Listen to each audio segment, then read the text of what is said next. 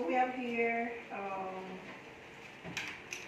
our cup of water, our KY, okay, care or the lubricant. So we have here the scissor, tape, stethoscope, syringe, the stethoscope, and my sterile drops and EG. Okay. Infection control and hygiene.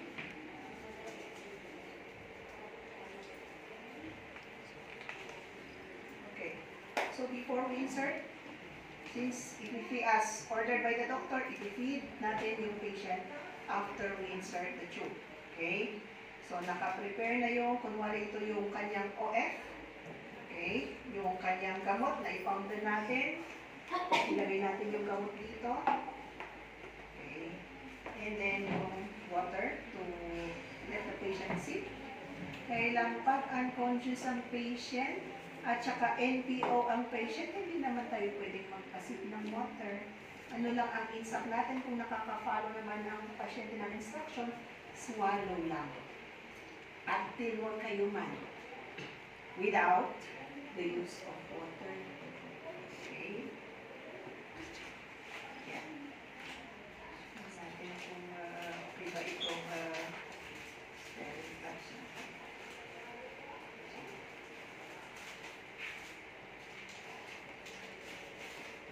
Okay. So, again, unconscious. Go to your patient. Para makita niya. Pwede mo natin para dito na lang ako.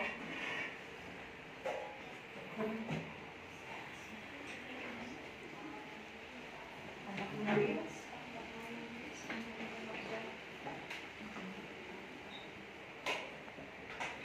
Okay. Good afternoon, ma'am. Kayo po ba si Ma'am Osa? Okay. Hindi po, ako po si Marimar. Ay, okay. Hindi po, ma'am, kayo pala si Marimar. Okay, ako po yung caregiver naman yun. Ako po yung nurse assistant. Ako po yung mag-insert ng NGP po ninyo para dadaan po yung pagkain nyo sa inyong nose na pupunta sa stomach po ninyo. Okay, doon din na idadaan yung mga gamot ninyo. Okay po lang kayo, ma'am. Hindi naman kayo in pain at present. We have any discomfort. So, wala naman. Okay? So, i-position natin ito, ma'am. Hindi na alam.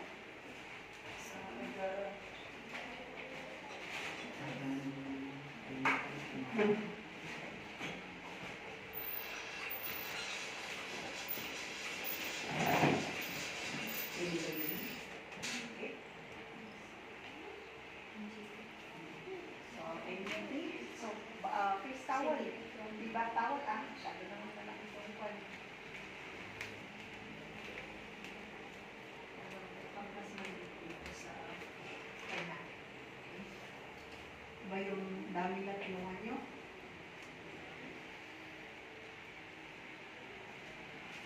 Try ko lang baka papapasok.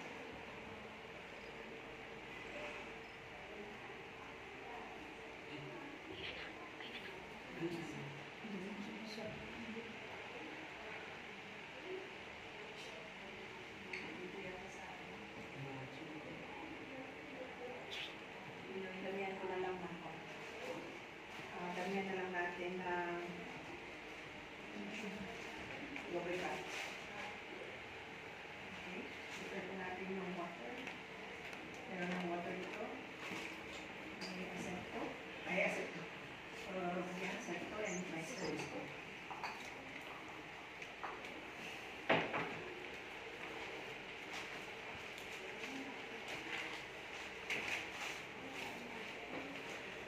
Ay, mag-assist sa akin. Mag-open ng NGP at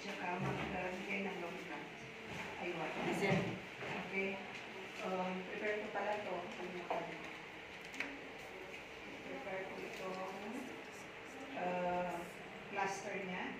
So about mga 3, I think this is already 5 inch. Natin, and then we'll cut at the center. Ito yung pang-anchor po natin doon sa tube.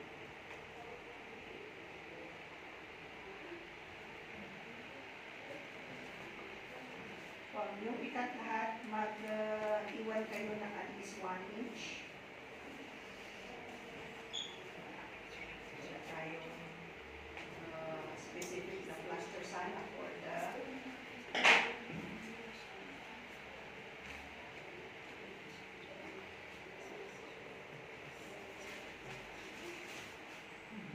okay, so paano-parin natin yung paano mag-stereography.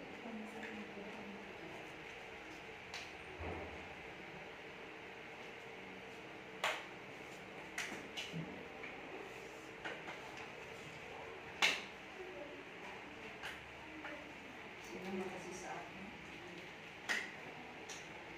Ito, kanami po ba masarap? Ito, bakit?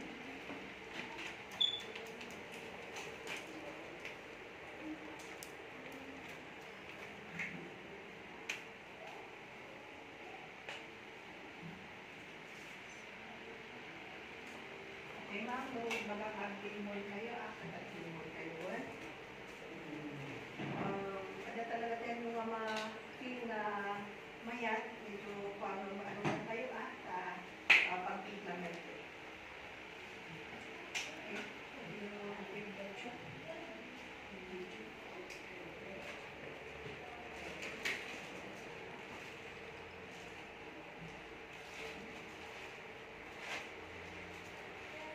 I'm going to measure.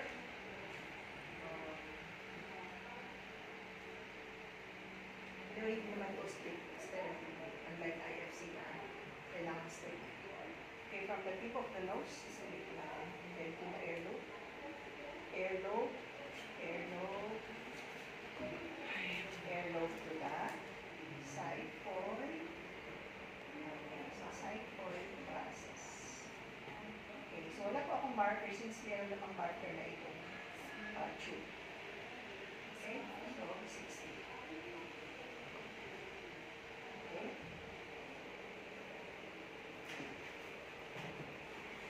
So alam ko na hanggang saan ko i-insert yung tube.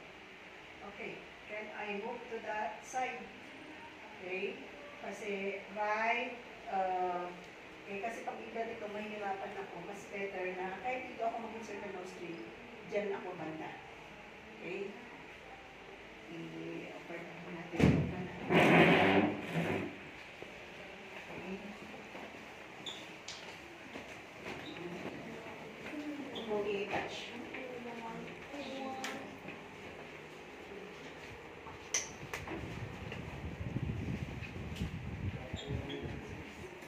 Mga 3 inches of the pin. So, yung lagyan natin ng lubricant. Okay. So, ma'am, insert ko na po itong tube. Hinga po tayo na malalim. Okay? 1, 2, 3. Okay, insert ko na po. Hinga na malalim. Okay, pag na-estimate na natin na naipasok niya from the tip of the nose to the earlobe, yun yung pharynx. Okay, swallow po kayo. Okay, and then, mabilis na po tayo mag-insert. Okay, again, estimation of the pharynx to the pharynx is tip of the nose to the earlobe. Kung na-insert mo na yan, saka mo na-instruct yung patient to swallow. Kung mong pagpasok mo lang, swallow ka na. Okay, andun pa yung tube. Okay, pag nasa pharynx na, yun yung mag-swallow para didiretso po yung tube. Diba naka-open naman yung epiglottis. Okay, pag mag-swallow siya, okay, bababa po yung flap, i-cover niya yung larynx para diretso po yung tube doon sa esophagus. Okay. And then, mabilis na po tayo mag-insert. Okay. Ayan po yung likwa. Tawanan na makaunang samutan. Okay. Hanggang dyan na lang yung kwa ni Marimar. Actually, dapat hanggang sa 60. Okay, so anyway, atay nga ba yung nagawa na niya ngayon na tumabalik tayo. Okay, so ito bakit hindi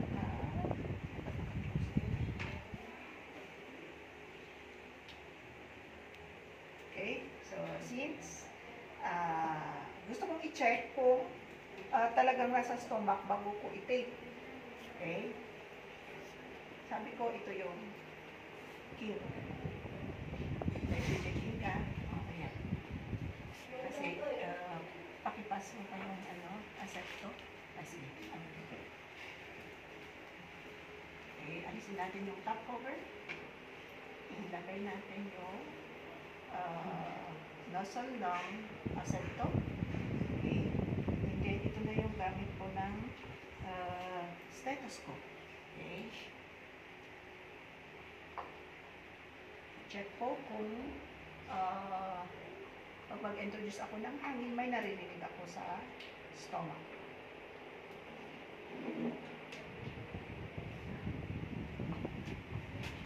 Okay, so i-release ko lang. Okay, and then position the stethoscope sa stomach. Saan pang stomach? On the left side, upper.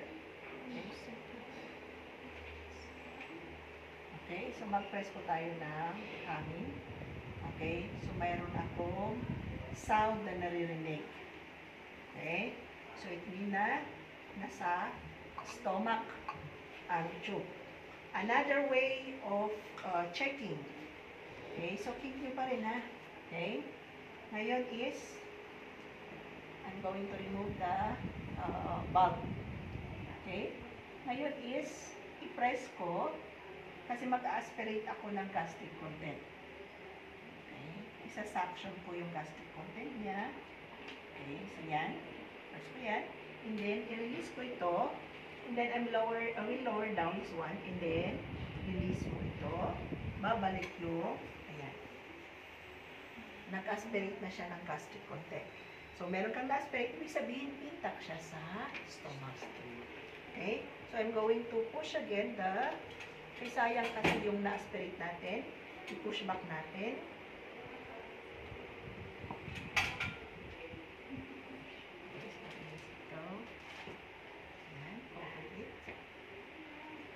And now, I'm going to anchor now the tube. Okay? Ideally, dapat meron talaga tayong tape okay, for this tube. But since wala, is, okay, improvise po tayo. Itong tape na to, micropore ang gagamitin natin. Okay, to the bridge of the nose. And then the other half. So, yun yung i-rotate natin dito sa kanyang tube. Okay. And then ito, pwede mo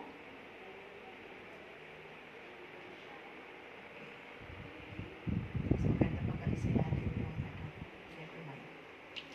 Okay. So dito naman.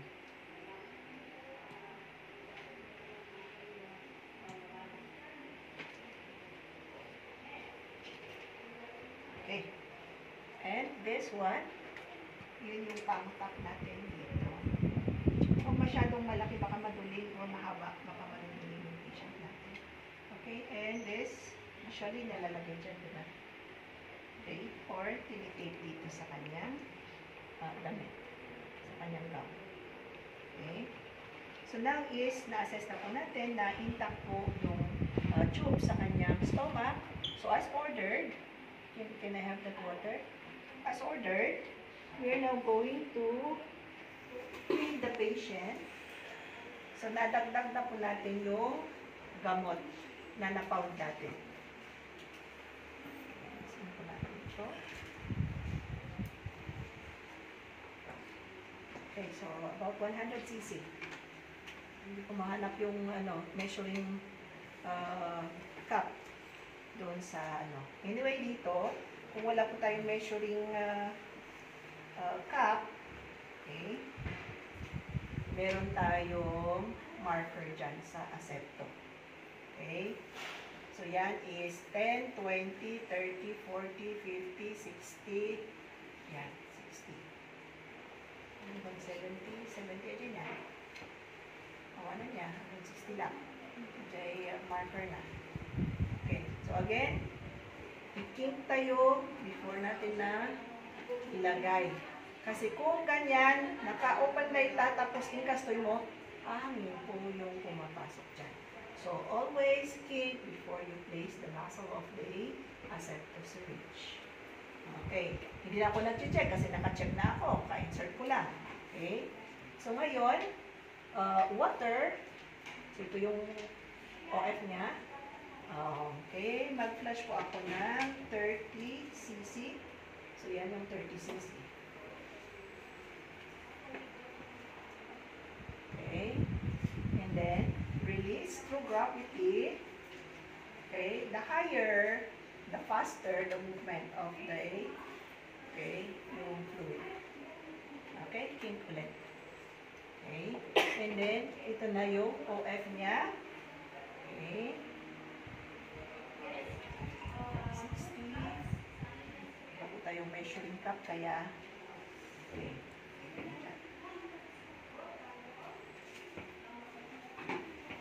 Oh, shucks. Meron ba? Meron ba?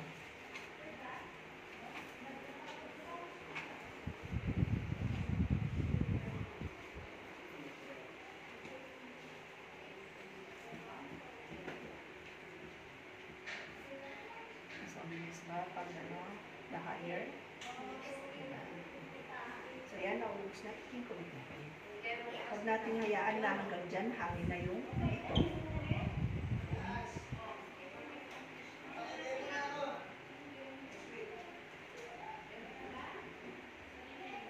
So, kung masyadong malapot, so ito yung sabi ko, ito-push natin.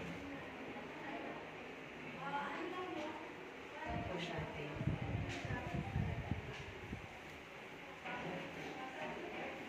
Kung tubig lang naman, so gravity na lang, kaya natin babalayan.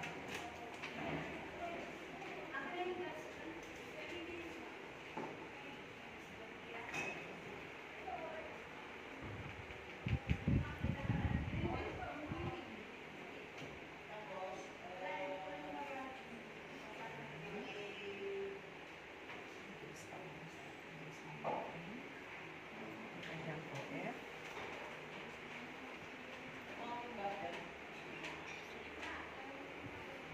60, 120 plus 30. 120.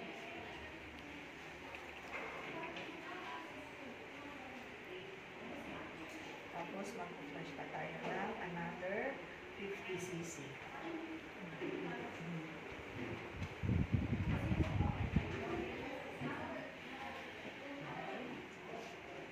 cc.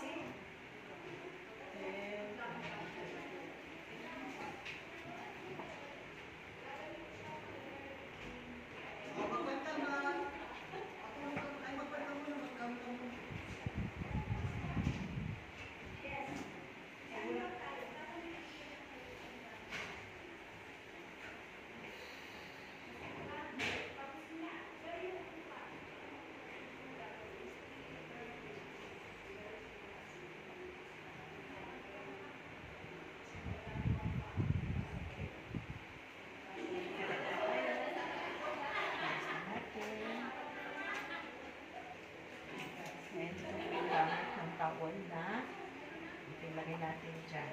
Okay? So, remain in this position for how many minutes? 30 to 45 minutes. 30 to 45 minutes to prevent what? Aspiration. Aspiration. Okay? So, do you have any question? Okay. So, after a week, may order na yung doctor niya. Okay? To discontinue the NG. Pwede na siyang kumain through mouth. Okay? So, liquid diet siya. Okay? So, alisin po natin yung kanyang nasogastric tube. Okay? Good afternoon, ma'am. Ako ulit, yung caregiver mo, the nurse assistant. sabi ng doktor, alisin na po natin yung NG tube. Okay? Yung order niya for your diet, hintayin nyo na lang po siya. Kasi hindi naman ako pwedeng mag-explain na diet mo is ganito, baka uunahan na ako wala pa yung doktor niya. Okay? Baka mag-liquid diet na siya. Okay? So, hintayin na lang po natin yung doktor ninyo kung anong sasabihin niya. Basta dito lang yung order, i-discontinue ko na po yung, or alisin ko na po yung NG tube ninyo. Okay? So, get po tayo ng wet na cotton balls para itap natin dito para madali alisin. Okay? Huwag alcohol. Bakit hindi alcohol? Sige sa mata. Malapit sa mata. Okay. Naglagay na tap na po tayo.